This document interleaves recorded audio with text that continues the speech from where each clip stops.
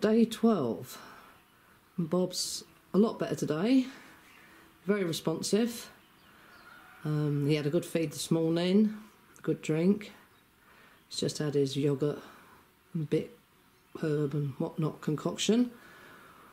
He's talking to brother out there. Every time brother makes a noise he talks. He actually flapped his wings earlier. He's been trying to flap his wings all morning, but every time he tried he just fell over and then had a fit. But he did achieve it. Did a good old flap, which was excellent. He did have a convulsion afterwards, but not too much of one. He had a very peaceful night. He spent most of the night shivering though. It was cold, so I covered him up and he just kept throwing it off. But he only had 2 convulsions throughout the whole night, so that was brilliant. He's having a few little ones, so almost one after the other, but they're just like stretches, and he goes spaced out for a second or two and then comes back and he's fine. He's had 3 major ones in the last 4 hours. They seem to be a lot stronger than they were before. Oh, he's had a poo, good. Now he's going to have a fit. Yeah, unfortunately, that's what happens when the poor little love has a poo. He has a convulsion immediately afterwards, and I wasn't quick enough to stop him then, so he went crashing into the door, which was unfortunate for him. But he is a lot brighter, so I'm going to put him out with brother in a second for a couple of hours. Obviously I'll stay with him, see what he does. I've got a dreadful feeling brother's going to immediately try and attack, but we'll see. So I might pick it up outside. Alright. Well, what a great turn up for the books. He's just had a preen. He flapped his wings again and had a mini fit, but I was there to stop him, so that was good. He's just tried to preen himself, but wasn't very successful, but didn't have a fit. He's just laid down on his own. He's had a couple of mouthfuls of corn. And he's looking interested at them again. But he's not really eating, but... No, I'm wondering if it's the egg. If it's giving him protein and the iron and the goodness he needs, I don't know, but... His poo's certainly a better colour. So the milk thistle's working there. But, yeah. So, just having a cup of tea, then we'll plonk him outside and see what he does out there. Well, as I suspected, Floyd immediately came to attack. Oh God, he's probably going to have a fit again now because he's flapping his wings. I'm going to stand here ready. Maybe not. You can have a preen. Alright, let me help you. Let me help you. Don't know if I want you ingesting all that lavender. Well, he's not going to ingest it now because it's dry, but at least he's trying to have a preen. That's your brother, Floyd. It is, that's your brother.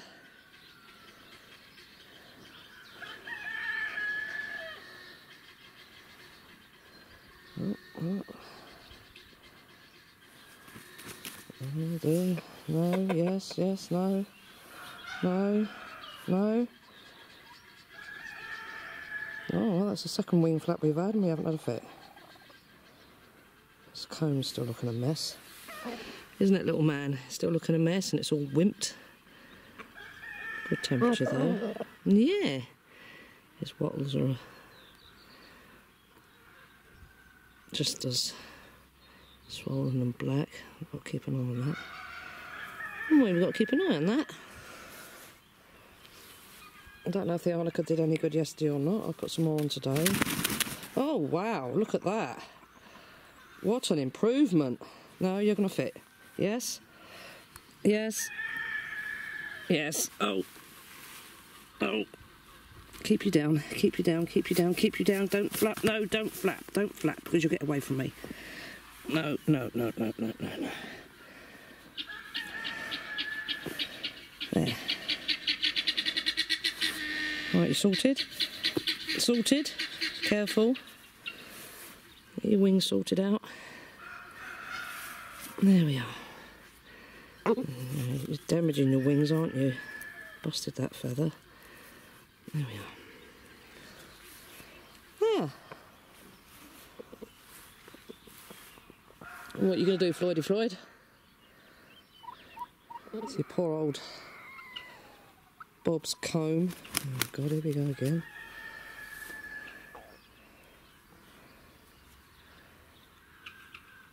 It was as upright and as lovely red as his, but in fact it was even more upright and as redder than his. It was fantastic. What are you going to do? No, you're not going to attack him. You swine. I thought this would happen. Doesn't recognise him anymore. But he is so much brighter. Look at that. I can't believe it. Absolutely unbelievable. Another wing flap and not a fit.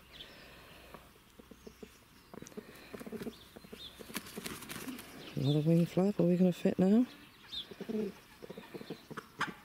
Well, I don't think it helped that when he was fitting in the stable and outside in the patch that they were in, etc, etc. Of course, old Floyd would have seen that as a cuter attack, which would have made poor old Bob's situation so much worse. If it is a back injury, which is causing a problem with the chemicals to the brain or the nerve receptors and any form of movement, whether it be drinking, eating, pooing, flapping, me moving him, me picking him up, or him going from a stand into a laying position, or from a laying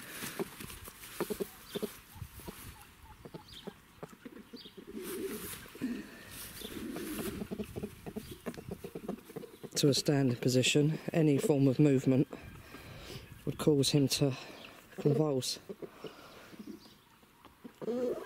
His tail's a slightly better position now. Oh, you think you're all that, Floyd, do you, eh? Well, what's there for him to eat there, eh? Are you going to walk, little man? That generally creates a convulsion too. Going forwards or backwards. One step. Two step, particularly under there.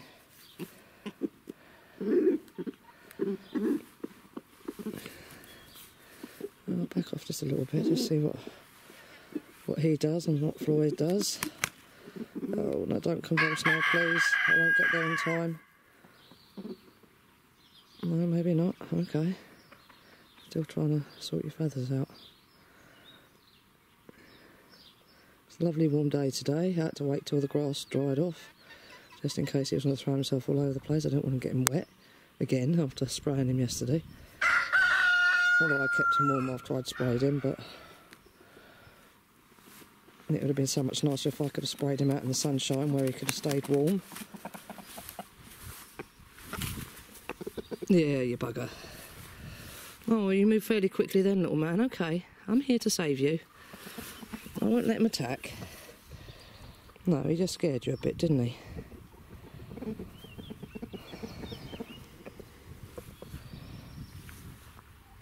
Yeah, well, it's really unfortunate that the weather's been so bad for 3 days. I say 3 days, they haven't seen each other. They've heard each other through the kitchen window, but haven't seen each other. Oh, yeah. We're going full astern forwards.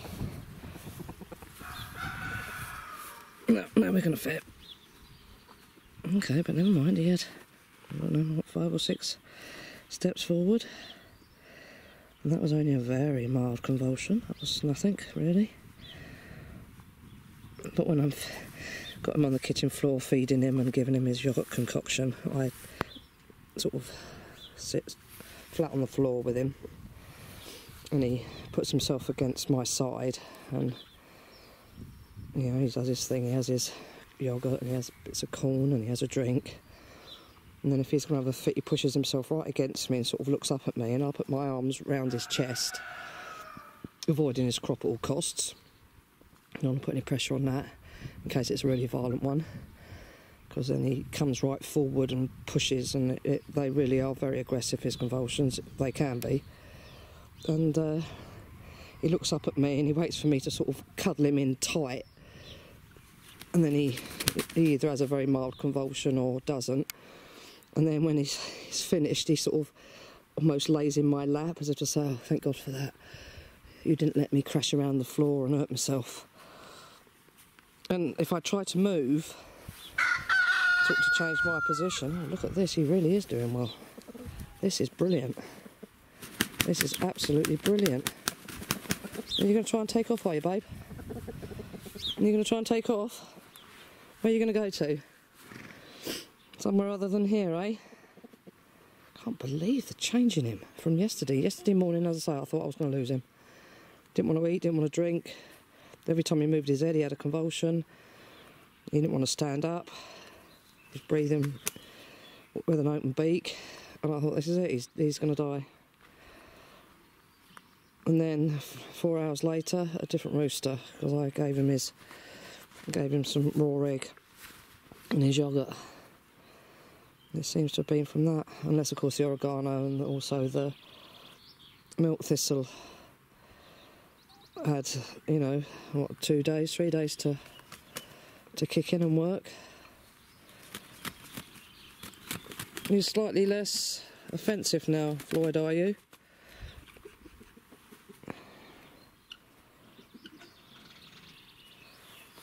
What's happening, little man?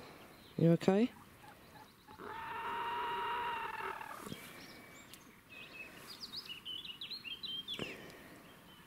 Yeah, if I try to move in the kitchen, he'll immediately come sideways or forwards or whatever and tuck right into me again. Lays against me whilst eating, drinking, whatever. He's a real little sweetie. He hasn't got a mean bone in his body. He's never, ever, ever been aggressive to his brothers. I mean, there were 8 of them altogether. Then I had to put them into 2 lots of 4 because the 2 Rhode Islands were fighting all the time. So I, you know, one Rhode Island with 1 lot of 3, and then the other Rhode Island. The other lot was just old Boots and Snowy there. And the other scrawny one that was always attacking Snowy, so he went in the freezer a couple of weeks ago. And 2 Rhode Islands in here, one that wasn't aggressive and one that was. The aggressive one went in the freezer last year. But this little one, little old Bobby's never attacked anybody. He never even looked to attack anybody. Your old grease gland looks a bit of a mess there. I wonder if that's something to do with it. I know that can cause a problem sometimes, if your grease gland goes odd. Yeah, that sort of looks to be a bit... I don't know what to deal with that. Get some cotton wool and give that a clean up. Oh, he's having a real good old preen, not a prune. Prune trees. A preen without fitting. That's excellent. Oh, well. I might go the other side of the gate in a second and see what happens when I'm not around to give Floyd a thought was maybe not to attack. Right, I'll go the other side of the gate. Oh, before I do that, little girl, where's she? I don't know, she's sulking somewhere, or she's in the dirt there. I'm still treating her. Where's the other one? I don't know, still laying probably. She's not doing very well at all. So it's now, what, nearly 2 weeks I've been giving her cat's claw, yoghurt, etc, etc. I gave her a spray yesterday of garlic and lavender as well, because she doesn't want to dust. And she fights so much when I try and put the diatomaceous earth on her.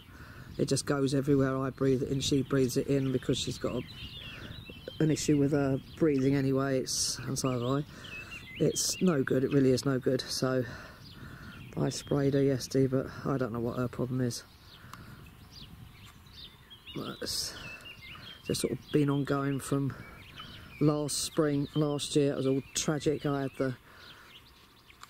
the turkeys and the chickens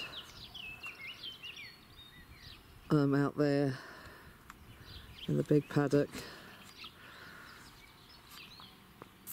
Well, it'd been this lot. 8 roosters and 5 hens that little girl there actually raised the year before,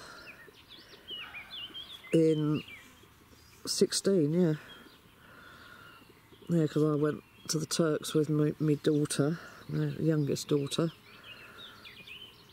and my 2 sons were in charge of the farm,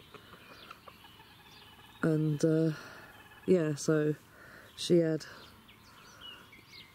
14 babies, no, 13 babies, I don't know, 8, 9, 10, 11, 12, sorry, 12, 13, no, 13 babies, this lot, and 5 hens that I've got, one in there with a tin up lot and the other 4 the other side. But when they were out there, bloody fox got in under the fence, the far end, dug under it. There was just a very small area that hadn't actually grown over, got under. I didn't hear anything, and then the dog started barking, so I immediately came out and the guineas started. And where are you going? You're over there now. Wow. Should we put you in the dust bowl and see what you do? Hey?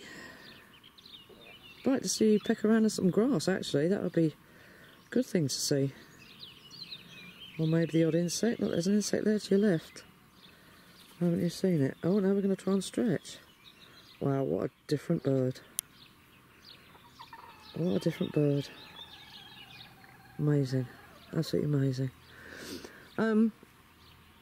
Oh, she's gone up and given up now and gone under there. Yeah, and so still couldn't hear anything, so wandered around, looked out in the pig house lot, nothing going on there, looked out in the tin up lot, nothing going on there, nothing going on out here. What did I have out here? I had Morris out here, obviously nothing was going on out here.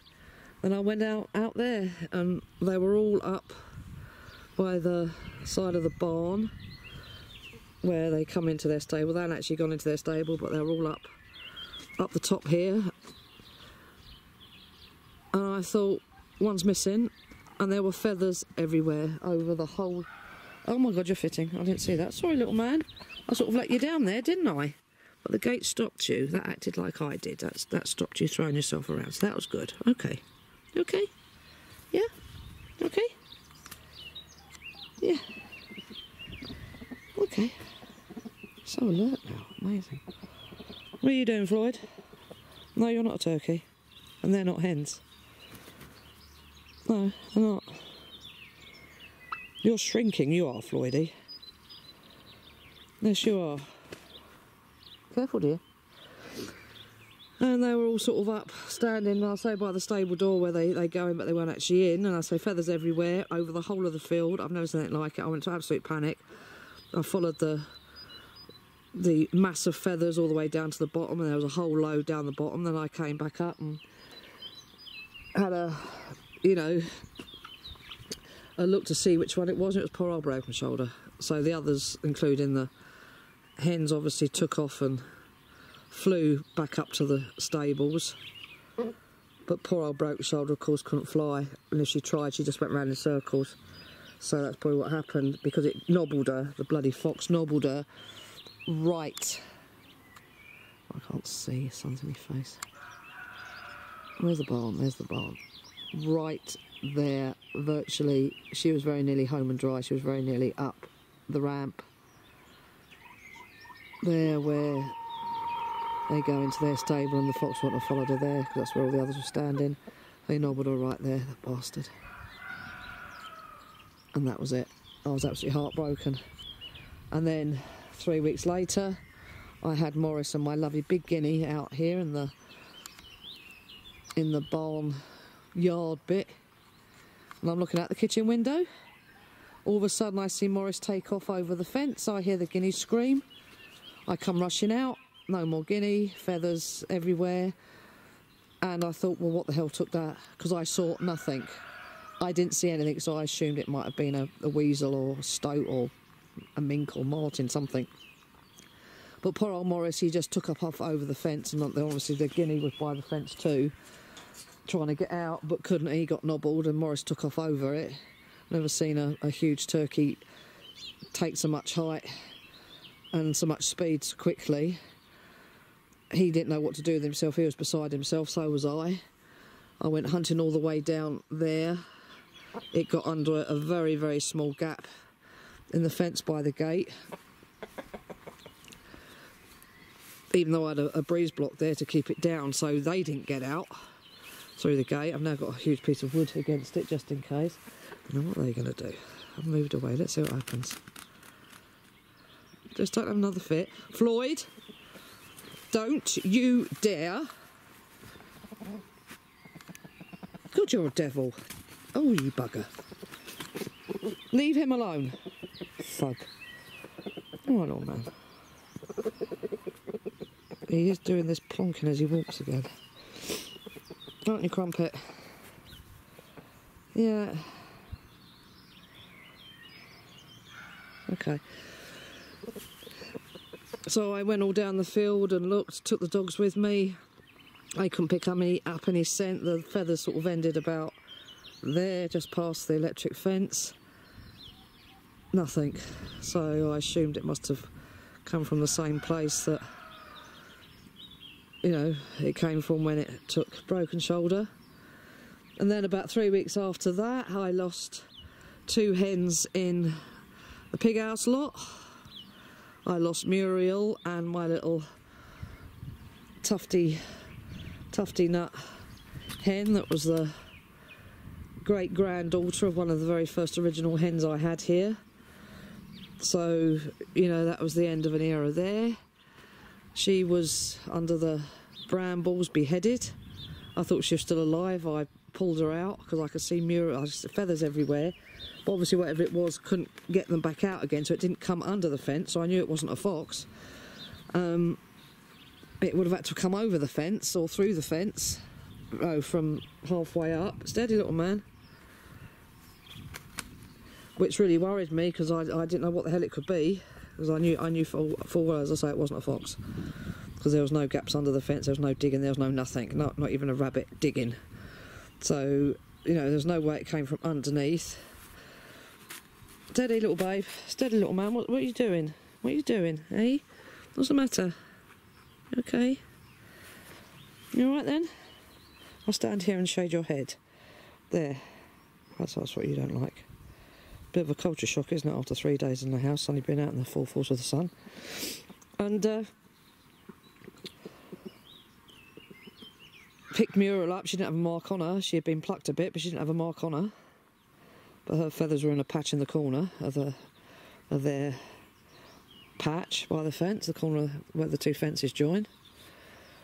Couldn't find Tufty Nut, so we spent about an hour looking for her, and I just thought it would be under the brambles, so I followed where it had been slightly trampled, pulled all the brambles back, and there she was, and I thought, oh, she's still alive, she's just hiding, because she was sitting completely, you know, in a normal position, crouched under the brambles, so I thought, well, she's just hiding. All the others were in the stable, in the pig house, in their pen, in their house.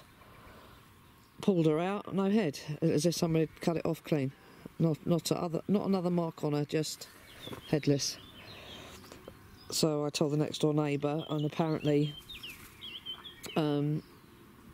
him and his neighbour and a neighbour further up the road all together had lost 30 chickens and roosters. This thing, he'd got a trap out and eventually he caught it, and it was a weasel. No, not a weasel, a stoat. So that was that. He also trapped a martin. So actually we don't know if it was a stoat or the martin, may have been both. So that was all very tragic too. And then about 2 or 3 days after that, I'm out here because the guineas were having an absolute fit. So I was just standing there, just quietly standing there looking, and I could feel something looking at me. And I looked over the gate there and said, I know you're there, show you, because of course I still didn't know what had killed the guinea. I knew it was a fox that killed the turkey, but I didn't know what it killed the guinea, because the grass wasn't much taller than it is now, and I saw absolutely nothing, as I say, absolutely nothing. And I was looking out the kitchen window, and I saw nothing. So I thought whatever it was must have been small. Anyway, I looked, to the gate there and said, I know you're watching me, what the hell are you, show yourself. And all of a sudden, this massive, most beautiful fox peered at me through the grass just there. And I thought, wow, so it was you. It was a fox. Okay, fair enough. And obviously the same one that got old broken shoulder. I didn't tell the prof about that because I didn't want him trapping foxes. So I just made sure that I got my son and my friend, who happened to be fortunately male, to pee all along the fences every day. And I collected it in a bottle as well, and would put it out every other second or third day after it fermented marvellously. Sort of have to wear a gas mask. It was absolutely putrid, but it certainly kept the buggers away. But then the vixen decided that she would take her luck coming through that gate, trying to get underneath that gate there. 3 times the guineas had a fit, and I came rushing out here to find her halfway under the gate, and she took off again, so I had to put the peel out there as well. That was fine. And then on a few occasions along the fence there to the tin hut lot, but just by the vegetable patch bit, I'd come out here, everybody would be shouting and screaming, I'd come out here to see her head under the fence there. I don't know how the hell she managed to do that, because it's all overgrown, it's all grown in. Oi, what are you doing? All right, little man. Okay, I got you. I've got you. You're looking for somewhere to pin yourself, weren't you? There we are. Okay, is it gone? Is it gone? Yeah? Yeah? How's your crop doing? Is that emptied yet from this morning? Steady? Yeah. Are you hungry again? I'll get you some food in a sec. I'll put you out there in a minute and let you keep you safe from him while I get you your food. Oh, there's a butterfly. Oh, I'm not quite quick enough yet to get that. But he saw that, he's alert, so that's brilliant too. Yeah, a couple of times she was trying to get out under there. So I put breeze blocks and God knows what else all along there. Even though there was, human male pee along there. Oh, you little bugger. Oh, you little sod. All right, baby. All right, yeah, I knew this was going to happen. When you get a bit stronger, perhaps, you won't do it so much. Yeah. Why are you being so nasty? He's your brother. I know you haven't seen him for 3 days, but you've been talking through the window, so that's no excuse. Just because you think you're all that with the turkeys. You're not a turkey. No, and they're not chickens. I know you're brought up by one, but no excuse. Yeah, so last year was all a bit tragic, and then only a few months after that, poor old Victor, the Tin Hut lot original, suddenly collapsed. He was quite alert, he was eating and drinking and quite alert, he just couldn't stand. So I didn't know if he had typhoid or fatty liver or whatever. Brought him in the house, kept him going for a couple of weeks. And then one day, breathing with his beak open, gasping for air, and died. So that was all very tragic. Post-mortemed him. He did have a bit of a fatty liver, but nothing to write home about. But he had nothing else. He didn't have aspergillosis. He had nothing. So what on earth killed him? I don't know. I'm wondering if it was something to do with his heart. Obviously something to do with when they were attacked, and I lost most of them apart from 3 with the fox attack. He was on his back behind the nesting box, which is what saved him. But of course he was crippled for about 3 weeks, couldn't stand. That obviously, had its toll on him. I think he was being attacked by Fra as well from time to time. So the stress of that, so that has something to do with it. And then only a matter of days after that, my little precious twisted toes. Just, his comb and his wattles were blue, bluey red. But he was eating and drinking and moving around, so I thought, oh, what the hell's going on here? That was in the morning. I helped him out of the hut and, you know, gave him his tub full of food like I used to do, because he used to get bullied off a little bit by the others. Even the hens used to bully him away to make sure that he'd had enough to eat, and then he went off and pecked around what the others had left, so, you know, he'd had enough to eat. That afternoon he was down when I went to feed them, so I put him with the others where the food was, and he stood up and he started pecking around again, so that was okay. I went out, oh, I don't know, about half an hour later to do their water, and he was down again, and he had a hen near him and Fryer, and whether they had attacked him or not, I don't know, but he wasn't very happy. Brought him in. He ate heartily, he drank heartily, he was fine. His comb was still a sort of a mauvey blue, and his wattles, but he didn't seem to have any other problem. The next morning he was in dire straits, and that afternoon he died in my arms. He had absolutely nothing wrong with him when I post-mortemed him. There was absolutely nothing to see. So I think it was something to do with his heart. I think he'd sort of had a minor heart attack, and that's why his comb and wattles were sort of mauvey blue, red, mauve, yeah. Obviously something to do with the circulation, oxygenation, but he wasn't breathing with an open beak. So obviously the blood wasn't oxygenating, somehow wasn't pumping around enough or doing something, so I assumed it was heart. That has got to be the ugliest little hen. She really has. Yeah, you're a noisy little devil too, aren't you? You're always squawking. Funny little thing. And she's a sweetie. When I'm doing the pruning of the trees and whatnot out there, she's always behind me. How I haven't trodden on her and killed her yet, I don't know. She waits me to drop the branches so she can go through them to see if there's anything nice to eat. Oh dear, oh dear, oh little man, oh dear. What caused that? You were fine. Yes, you were fine. Yeah. Oh dear. I know it wasn't you because I was watching and you weren't anywhere near him. No, you weren't. There, you okay? You gonna try and stand up? Stand up carefully then. Stand up carefully. I'll help you. No, you wanna lay down. You wanna rest. Okay, you rest then. What happened to your foot? You've hurt your foot now. I got caught under that wood. I don't quite know what this breathing, beak opened, is all about when he has a fit. If he has a minor one, or I've got him well and truly clamped, he doesn't do it. But if he's allowed to thrash around like he does it.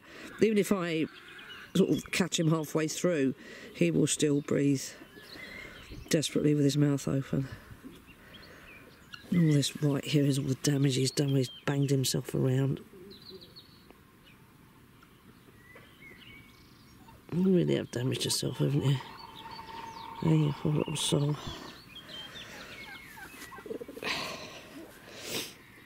I'll go and get you something to eat and drink in a minute. And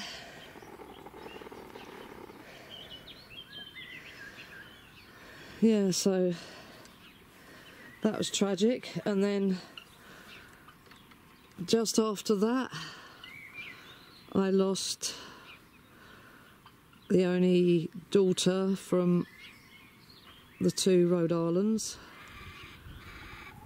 She was fine 1 minute, dead the next. Post-mortemed her, it was typhoid. And then blow me if a week after that, her mother in the pig house lot, old Babs, she was going the same way. It brought her in, kept her going for 3 days. She just died. Post-mortem her, exactly the same thing, typhoid. So the spleen was the size of a chicken egg, both of them. So yeah, last spring and early summer was absolutely heartbreaking, tragic. And this spring has started much the same. Although, little girl over... Don't you dare! You bugger, you bugger.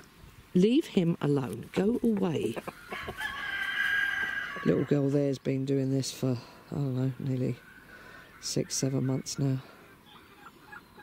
Oh, they've broken my... Oh, they are sods. They've stood on the bloody thing there and busted the side out of it. Oh, so they can keep cool. I didn't even need to get in it because it's been so bloody wet and cold the last 3 days. Oh, I'll put him the other side and go, oh yes, I've got my little black bear neck, the daughter of the little black bear neck, which was one of the survivors of the fox attack 3 years ago.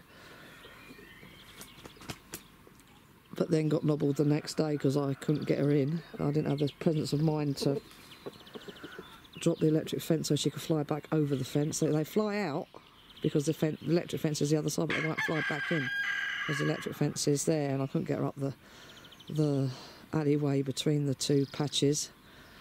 Well, I could have caught her quite easily and then just put her over the fence and put her back out with this lot, her daughters and her sons that were the other side in the pig house lot in the patch there. But I couldn't do that, and then she disappeared. I don't know what happened, and of course obviously in the brambles there, that big bramble patch there, which is an absolute jungle. It's ridiculous. She was obviously hiding in there, and even though I searched it 3 times with a fine-tooth comb with a very high-powered torch, I couldn't find her, couldn't see her. She obviously came out the next morning very early and messed around and got nobbled just there, halfway between where she was obviously roosting and I couldn't see her and the barn. She had made it to the barn, she'd been safe. The bloody fox got her there, so bugger him. Anyway, her daughter, the only little black bayonet, which is the great-granddaughter of my, again, an original black bayonet, which was Ginger's daughter from a very dark rooster we had. She was black, completely black bayonet, and then she had a daughter who died, I don't know of what, that was years ago, it was about 7 years ago, 7 or 8 years ago. But she had a daughter, black bayonet, the one that got nobbled by the fox, and she had a daughter, black bayonet, that's out there, and she's gone broody. And the guineas, both female guineas from Tinner and Pig House lot, are laying. I've only got 6 eggs so far because the weather's been so horrible. I should have had 10 by now, 10 or 11 by now, but I've only got 6 because they stopped laying for 3 days. I'm going to put those under her and hatch myself out some more guineas, maybe some females for the poor little bugger there who's desperate for company and who flies over the fence from time to time, and the other male there, I'll ignore him for 3 or 4 days, everything's fine, and then all of a sudden, for no reason, he'll decide, I mean, he doesn't bother to try and take his female or anything away, he just minds his own business with the hens, that's basically all he does. And then the other bugger, I just suddenly decide to attack him. And he gets him down, he tears the hell out of him, so I have to grab him and put him back out here, which doesn't please him at all. Oh, you're having another go. No, don't put your head in the fence. No, don't put your head in the fence. I've got you. Is it getting a bit hot out here? Is that the problem? You're getting a bit hot. Getting dehydrated. All right, let's turn this off and put it to the other side. All right, old man? Okay, we'll put you the other side, where you're safe, away from Floyd, while I get you some food and water. Yep, we'll do that.